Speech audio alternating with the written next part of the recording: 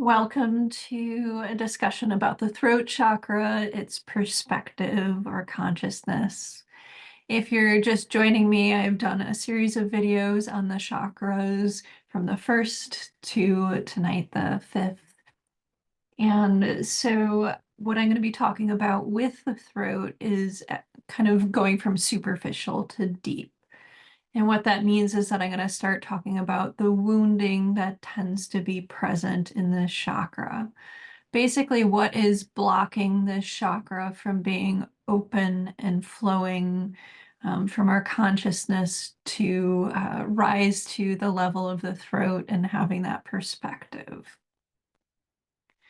I will share that when I get into kind of the mid to deep terrain that some of you may not have experienced what I'm talking about, or may have read about it intellectually, but not have direct experience with it. So what I will do is encourage you to kind of stick with it a bit. We do tend to, as a culture, be incredibly spiritually orphaned.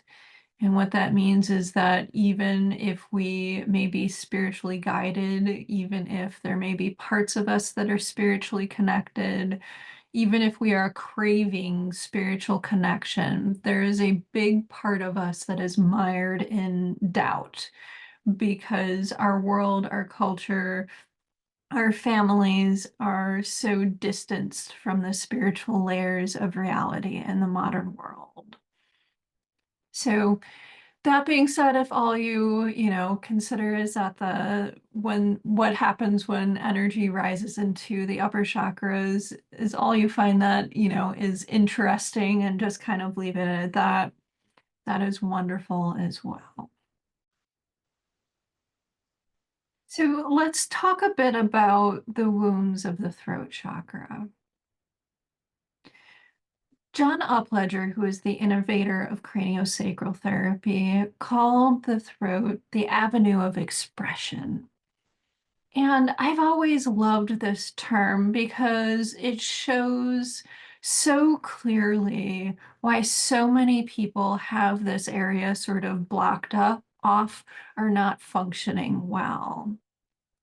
If we are connected, if our throats are open and flowing, what happens is that we could speak our mind, we could speak our truth, so to speak.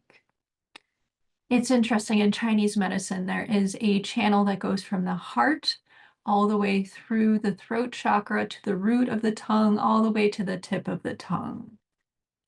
And this heart channel is all about connecting our hearts to the outer world. So more of that speaking our truth, authenticity thing, but really having the ability to share who we are to the outer world.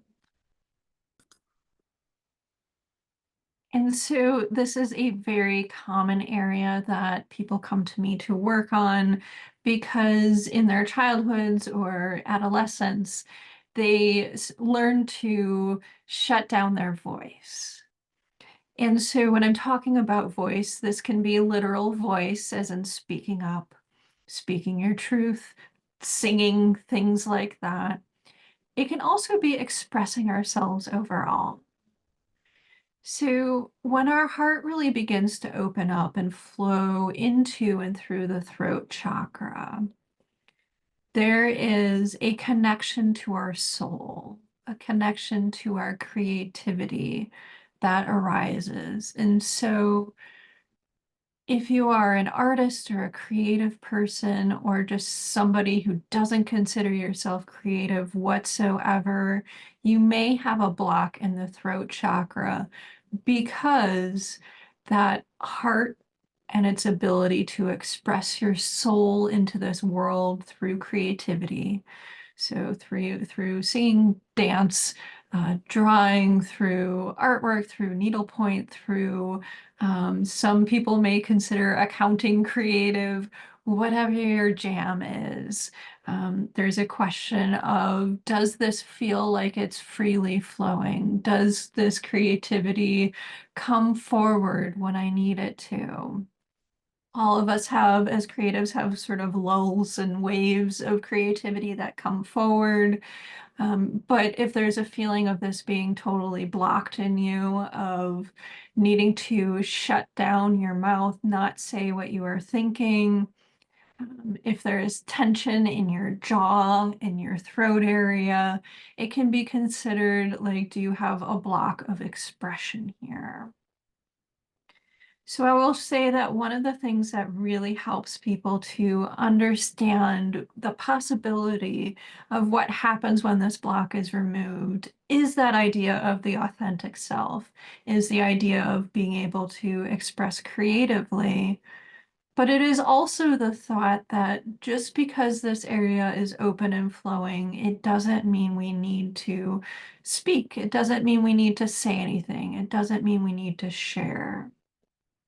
What I mean by that is that this area being open and flowing means that we have a choice of when to speak our minds, when to let other people into our creativity, how and when to speak and to whom.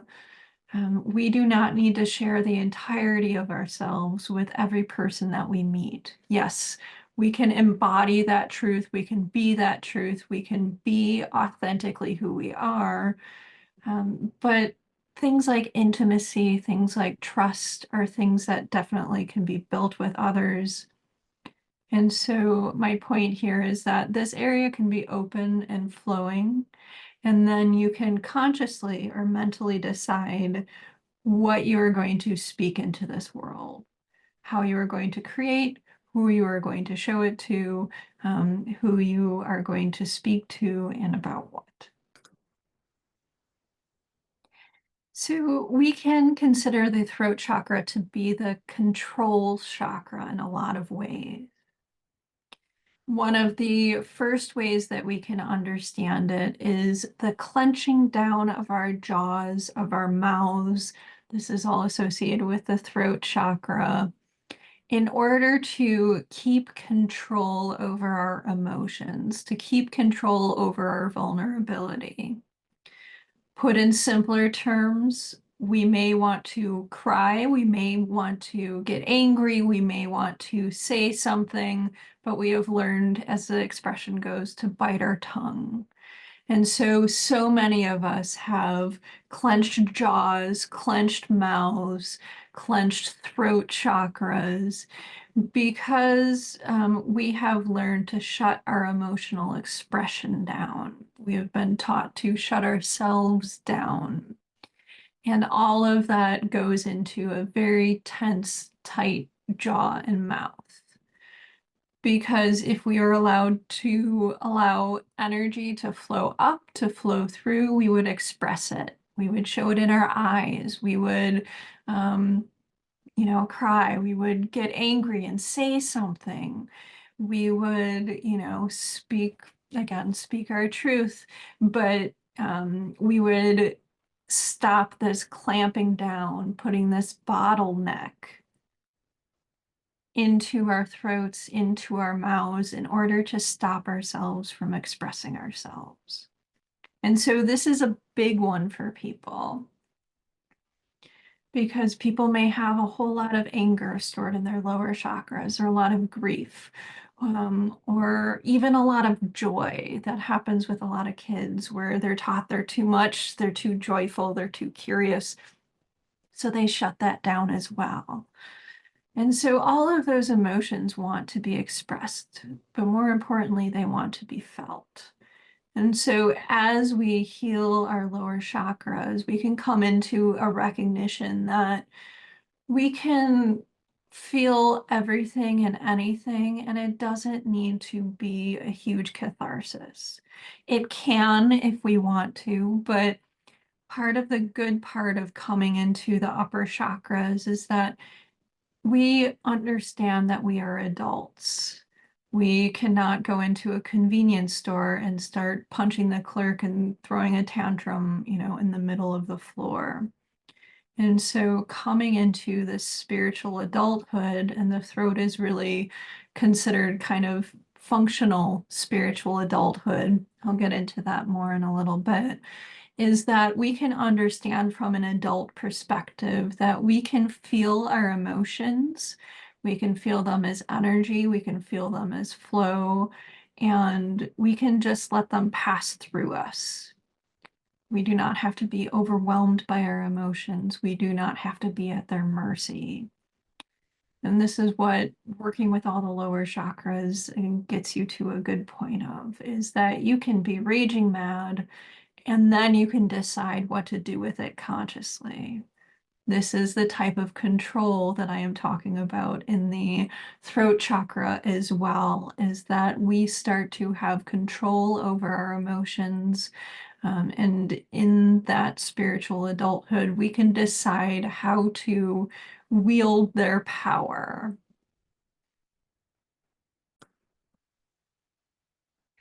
I will share just as kind of an aside, but there is a lot of extraordinary magic that is out there that is done by purposefully cultivating the emotions and their energy and knowing how to work with that.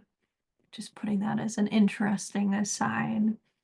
Um, I will also share that as part of this avenue of expression, what comes up is deeper layers of the first and third chakra. And so a lot of this has to do with control, feeling out of control, searching for control. That all has to do with feelings of fear, anxiety, and powerlessness. And so I will share that the first chakra is all about fear. It is why we are guided by fear if we are stuck in that chakra.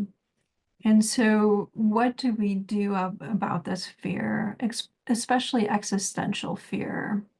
And by that, I mean, what happens when we're going to die? Why do bad things happen to good people? Why does part of me, the kind of contrast between life and death, all these opposing forces that we have? Who am I as a person? What is my meaning and purpose? We have so many spiritualities that speak to this fear, that attempt to comfort and alleviate this fear.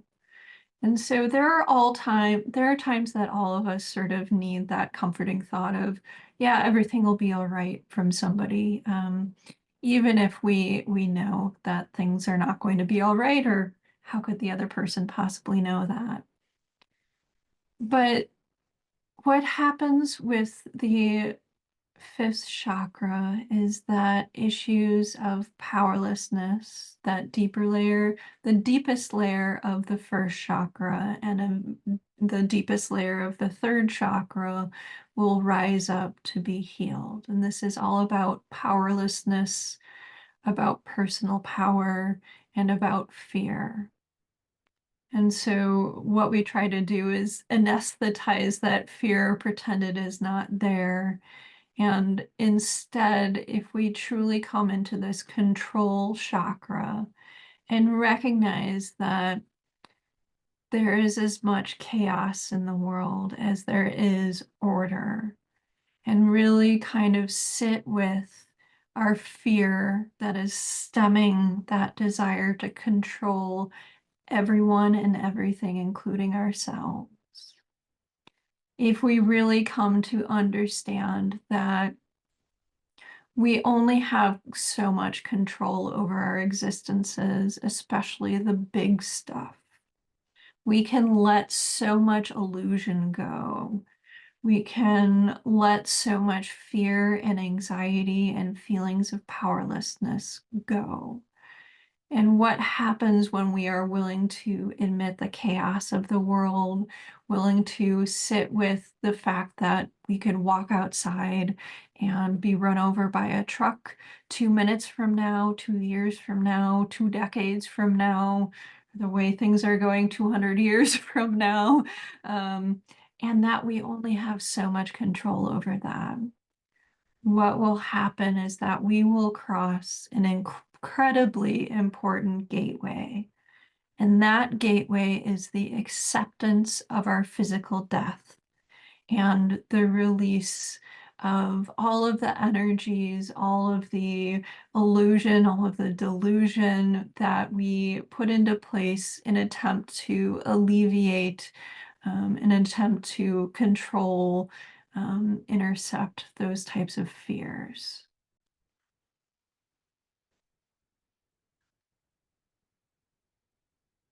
The gateway that is opened here is acceptance of our physical death.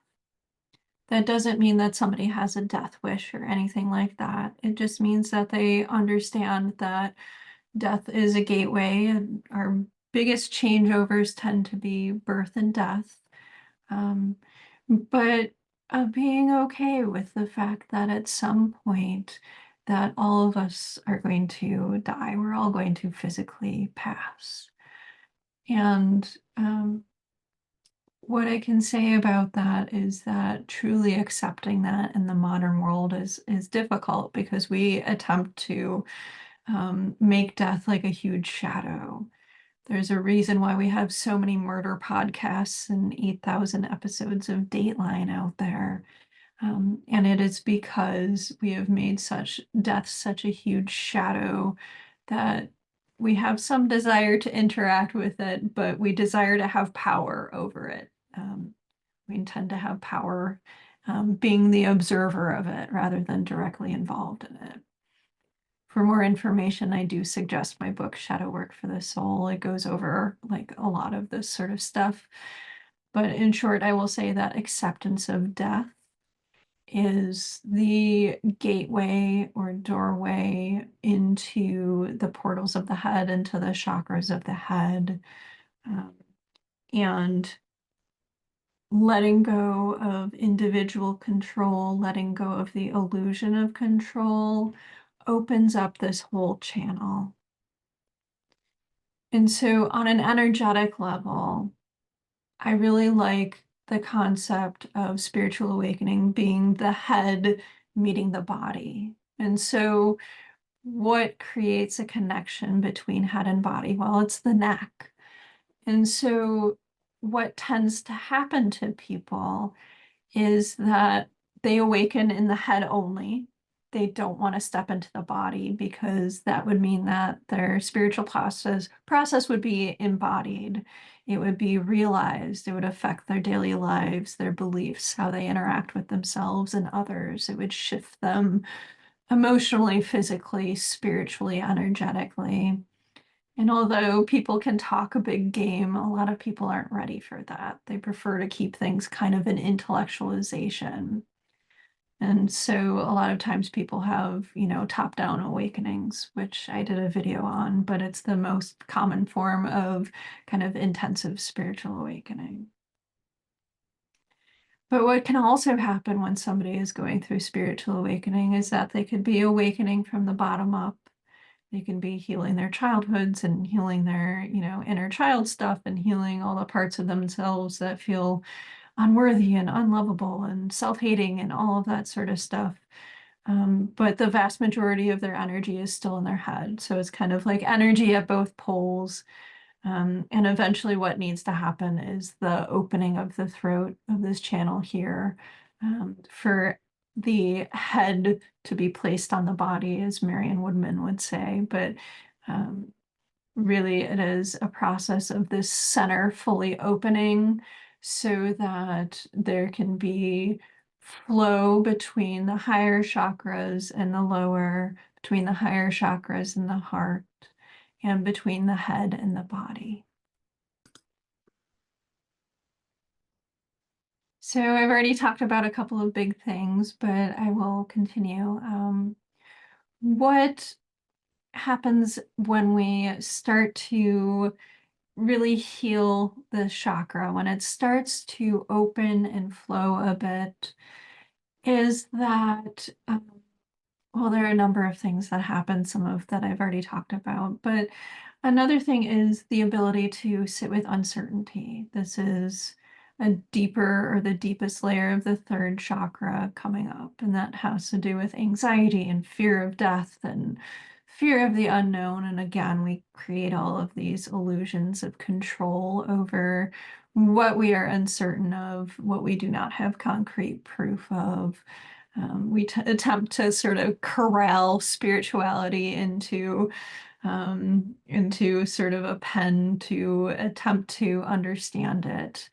And I'm doing that right now with this sort of map of the chakras in a way. But when you get to a throat chakra perspective, you can really see the level of fear and the sort of desire for control over uncertainty, desire for control over death, desire for control over feelings, especially regarding powerlessness, uh, and that sort of thing are out there, and how unhealed these are.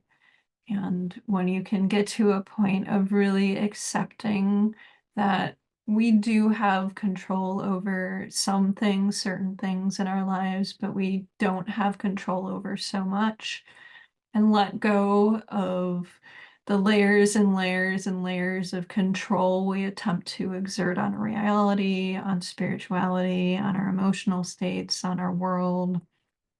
When we can really let go of all that sort of stuff, the throat will open. And so we tend to manifest our desire to control, our attempt to control, not only in our throat, but in our shoulders, in our jaw, especially our TMJ joint. And what will happen when somebody really opens up the throat is that they will notice their jaw release. They will notice their shoulders release. And when the heart and the throat open energetically, what will be noticed is that there is starting to be flow down the arms. If we were to talk about the TMJ a bit more, what I would say is that the TMJ joint is kind of a load-bearing point for the whole entire body. And what that means is that it tends to accumulate a huge amount of stress. It can have all of the issues I've already talked about, but it tends to hold stress and tension for the entire body. And so things like learning how to relax are helpful for it. Another thing I will share is that there are certain structures in our body that are energetically mirrored. And so I've talked about this, for example, the fifth chakra is in line with the first and third and fifth. They're all friends, they all work together. They're kind of the solar or masculine or doing things, actualizing things sort of energies in our bodies. They also functionally, physiologically are mirrored as well. And so what I mean by that is that a lot of people take an approach to physical pain, to physical healing, or even energetic healing as I'm having pain here, let's work here, let's release this. And then they wonder why that pain comes back the next day. And that is because physically, for example, in the jaw, it has a connection to the pelvic floor. So basically what underlies our genitals, what makes up the musculature that goes into our pelvis and that, kind of innervates our genitals. And so the physical and energetic release of the pelvis, so the first chakra, and the diaphragm, so the solar plexus, third chakra, end of the rib cage, is what can fully allow for the TMJ to not only release spiritually, energetically, and all that sort of stuff, but also physically as well. Another interesting thought energetically is that what is in our throat? Our thyroid. A lot of people don't understand that energetically, it is helpful to consider our physical body a manifestation of our energetic body. And so what does that mean? Our thyroid physically has to do with metabolism. of the entire body. It has to do with the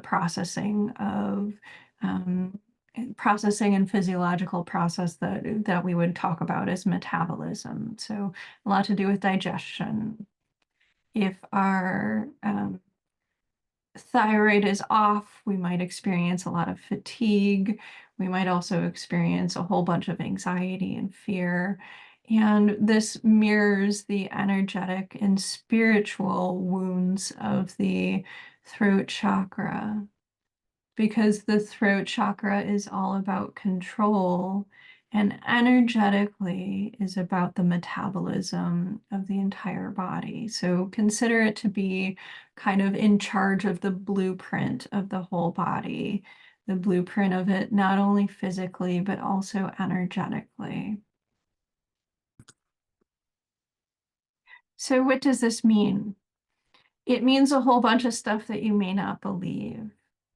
People who tend to open up the higher centers of their body, there is a huge release of control. I talked about this as being the control chakra, but also people, when when the chakra opens more and more, there's actually control gained over the body. There is control and mastery of the emotions that I've talked about, kind of advanced magic stuff that can happen, or just feeling them and letting them pass through you, sort of thing. There's also the ability to communicate with the body that is formed between, again, the head and the body intersecting, being able to clearly exchange information. And so what does this mean? It means that somebody can ask their body, hey, what's going on with my digestive tract? And they will get an answer. And this sort of clear communication wasn't available before, or was a skill that needed to be built. For anybody that would like to build that skill, I suggest my book, The Body Data, which basically teaches how to communicate with your body consciousness. There is also the ability to change body temperature. There's a lot of spiritual stuff out there about this, but picture yourself in a cold and being able to internally generate heat to get your body temperature up.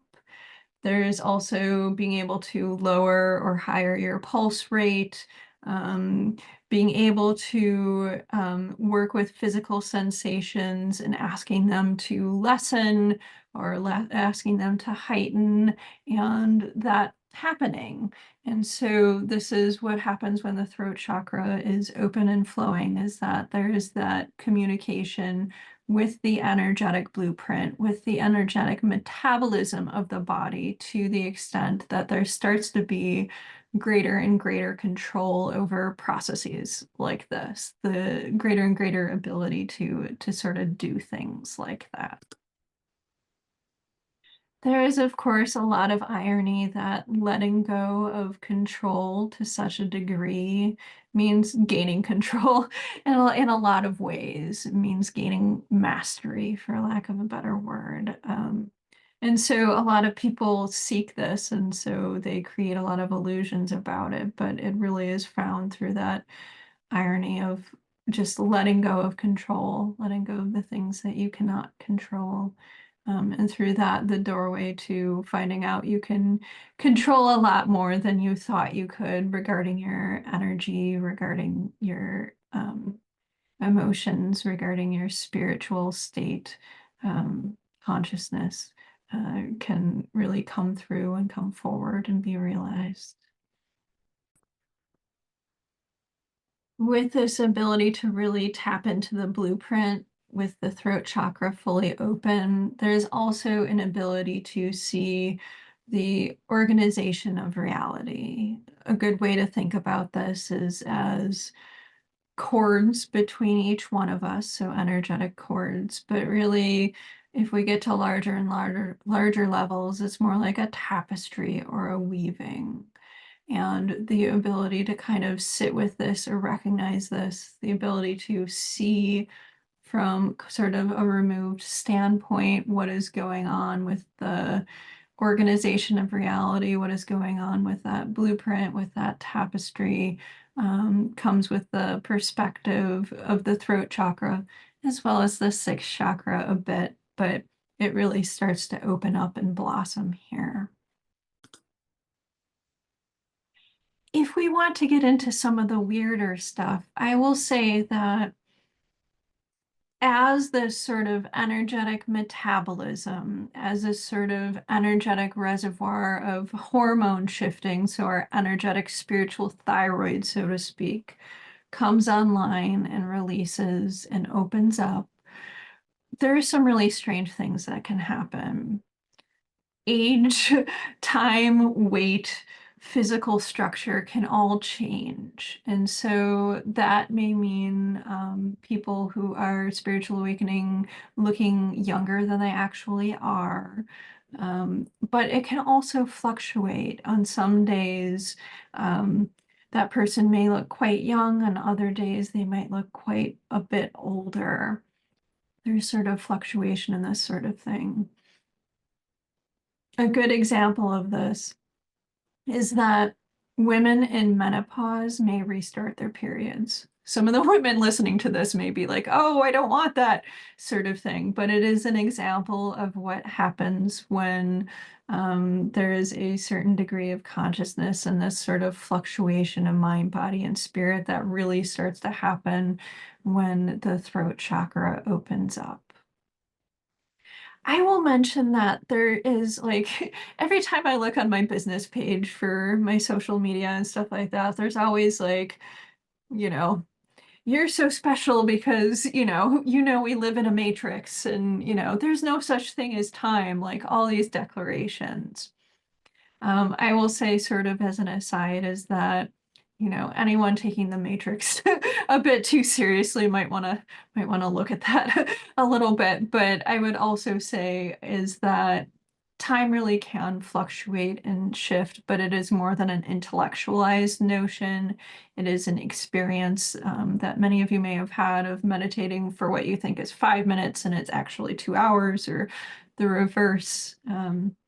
One of the first things that I learned about this was from an excellent teacher, and she shared that during her sessions, doing hands-on work with people, doing craniosacral and Bruno Cicli's brain work, which is energetic, physical, spiritual work with the brain, is that she would say, because tend to work in hours, is that when there were 5 minutes left, sometimes she would intend or, subconsciously say to the person, like, okay, for the next 5 minutes, you can do all of the work that you want. And the person would really go into that and really take advantage of that. And it would be like time would very much expand. And so that's just an aside, but an interesting one of how I started first learning about this.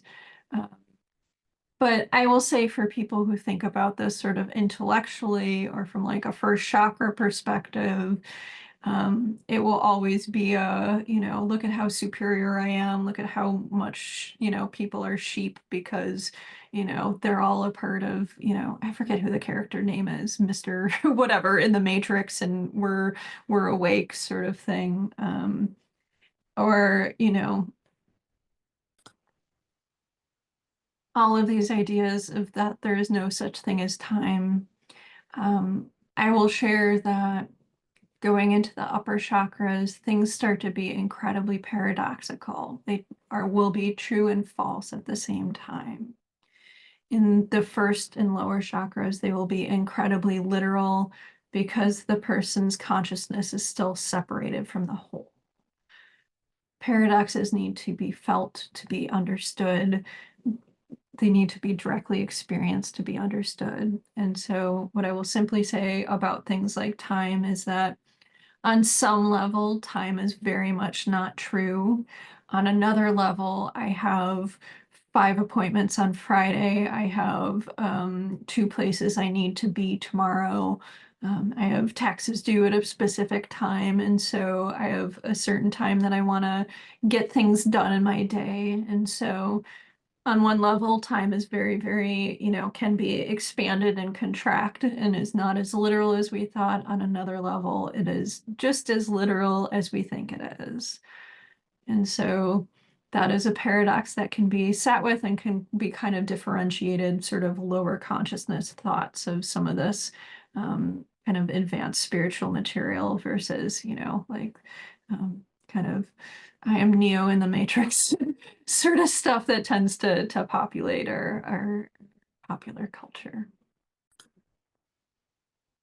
So the perspective of the throat chakra is very much functional adulthood, because what happens when we heal more and more stuff from our first through third chakras in order to actually get energy up here, flowing here, that river going here, in order to release and expand and really come into this chakra, is that we have to pretty much be over our childhoods. Like there will be a release of stories, a release of narrative that especially happens in the heart, but also tends to, even kind of the themes and patterns that we've been working with.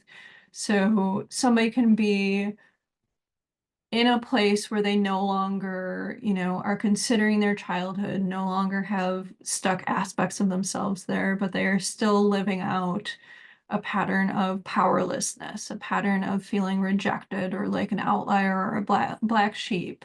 They're still living out a pattern of being a martyr or being, a god or being, a prophet, Cassandra complex or whatever their pattern is. It just no longer has story to it. And in order for the throat chakra to really open and go into the rest of the chakras, those sort of mythic archetypal layers of reality that I talk about in my first books, The Spiritual Awakening Guide, really start to resolve and heal.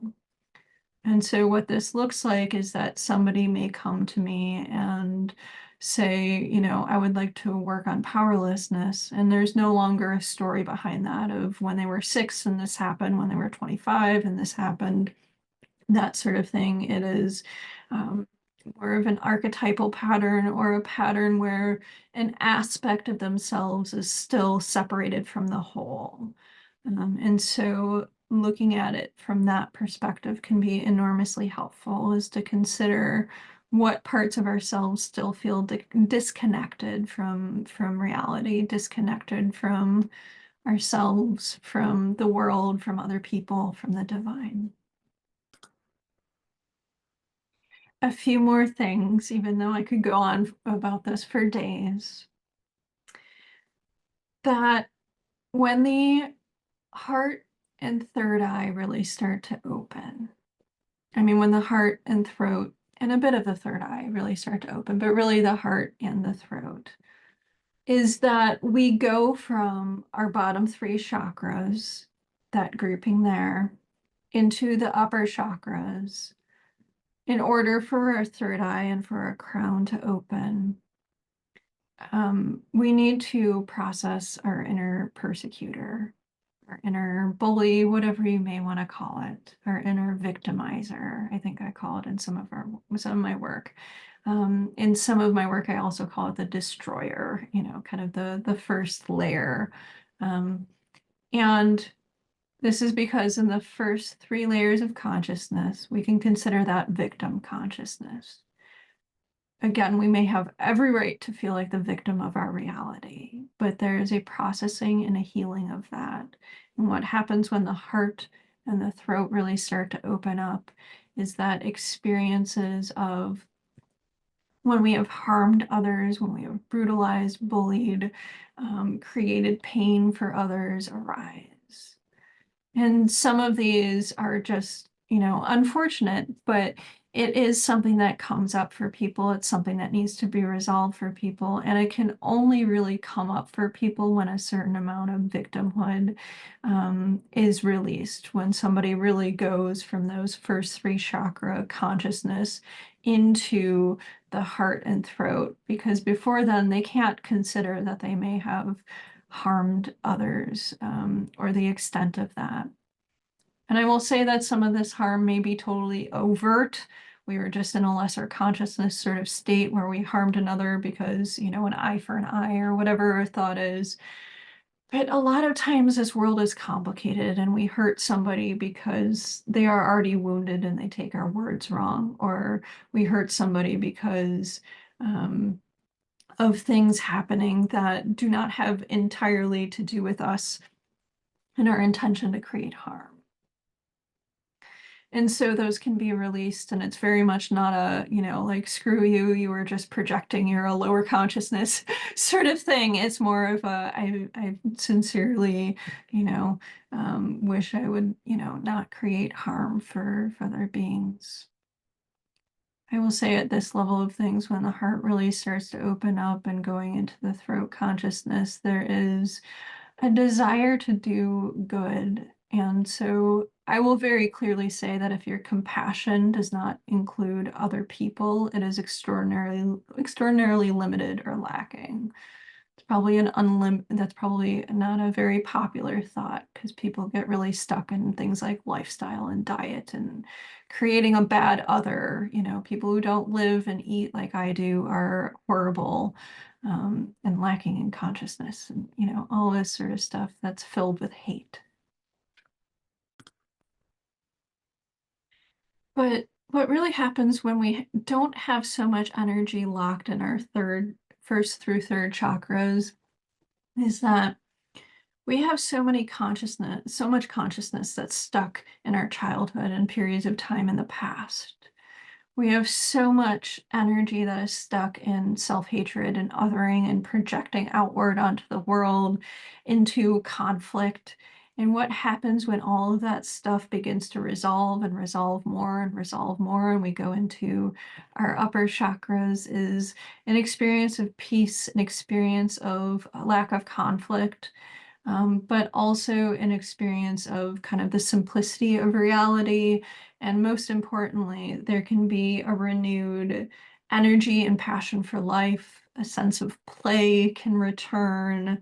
When we're not so focused on our issues, we can use our energy that we used to use to, like, kind of fight ourselves or be involved in, you know, trauma and past conflicts and victimhood, into our present day endeavors.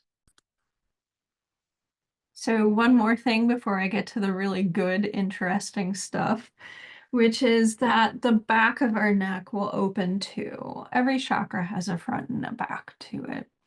Um, But the back of our neck is interesting because it is an area where our brain stem is, so part of our brain, which can be considered kind of the first aspect of our brain. Some people call it the reptilian brain, but it is the instinctual aspect of our brain.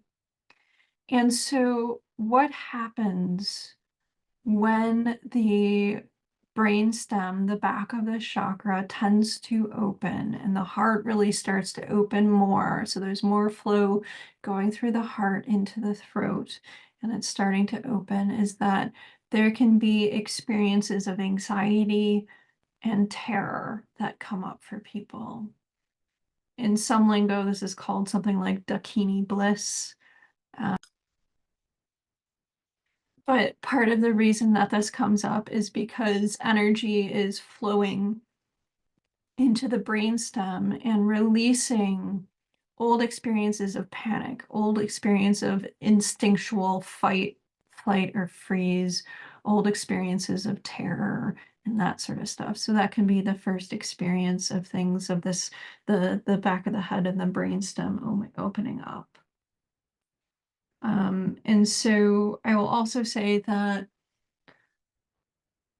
what happens with people when this energy center fully opens up is that our nervous system assumes that having more energy flow through it means a state of panic, a state of fear, a state of hypervigilance, a state of anxiety.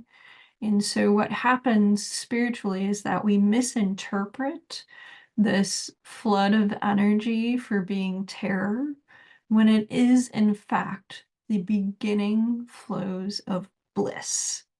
So this is another paradoxical thing. A number of years ago, I wrote this blog on Pan, and it was thought that just by his bellows, just by his presence, that it would inspire incredible vibrational fear in those who were in his presence. And that can really, we can consider Pan to be the embodiment of our instinctual selves, basically the part of us that is opening up to all of this primordial stuff. And part of what we are opening up to is bliss. And paradoxically, bliss and terror are opposite sides of the same coin. And so anybody at this stage, I really recommend finding a teacher, finding somebody to help you. It took me about 2 years to get through this stage, even with body work, and went back to therapy for a bit, the sharing that sort of thing. And I'm sharing this because hopefully it will help some of you who are kind of stuck in this state. But also, there can be a point where people try to make up all this stuff. Every individual spiritual path is is alone. I must go alone, and that sort of thing. And the answer is that if you have, if you can reach out for resources out there, if you can get support in whatever ways the modern world offers it, why not? Why not have somebody help guide you through this opening, help guide you through this stage? The difficulty, of course, in the modern world is finding somebody who can assist you with the spiritual aspects of this because, uh, yeah, for a lot of reasons I don't need to get into that most of you already know. But um, the heart chakra fully opening and the throat opening and opening that gateway into the head, somebody will start to experience bliss, waves of bliss, a feeling of waves flowing through their body, an experience of sort of a primordial nature in which there can be understanding that our bodies, the world, has a vibration, a sound, a pulsation that and can start to feel the waves within themselves and the waves within existence. And so, why does bliss come in at this state? The first reason is that the heart really starts to gather steam and, open more. But it's also because of putting the head on the body, as I talked about. That what will start to happen is that energy flows coming above, so from the crown going into the body. This is the descent of grace into the heart. So this pathway starts to open up, but it can only reach our hearts if our throat is open. And similarly, the energy flowing up from downward, mixing in the heart, mixing with the open airway of breath, that creates a state of bliss and an opening up to greater freedom overall. So I will share that one of the things that really helps people to let go of control is to move beyond the first three chakras enough to have an experience of embodied faith. For me and most of the people that I have worked with or chatted with who have sort of realized this faith, it is an embodied thing, and it is something that is felt through the heart opening. And that sensation moves somebody from feeling like a singular being where they are all alone and they need to try to control everything and everyone around them into an experience of being held and being nurtured and being guided by something much larger than themselves. So in simplicity, first three chakras, we think we're alone, we're separate, we're wounded. Upper chakras, when they really start to open, we go more and more into connection states.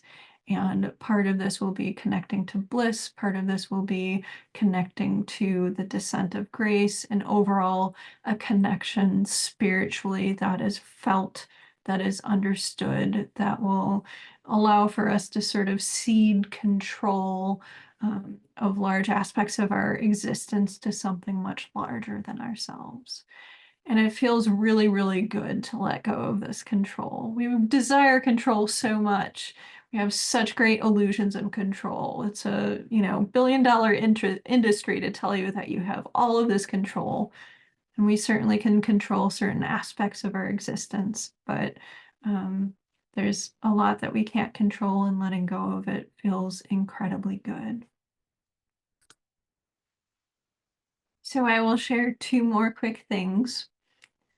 The first is that the throat opening also starts to open the senses, so that downward flow of energy. So it is not unusual for people to get all sorts of sinus drainage and, kind of weird eye, mouth sort of stuff. It is also not unusual for people to experience bliss um, in its first stages as a sensory experience. So basically, an apple never tasted so good, a grape never tasted so good.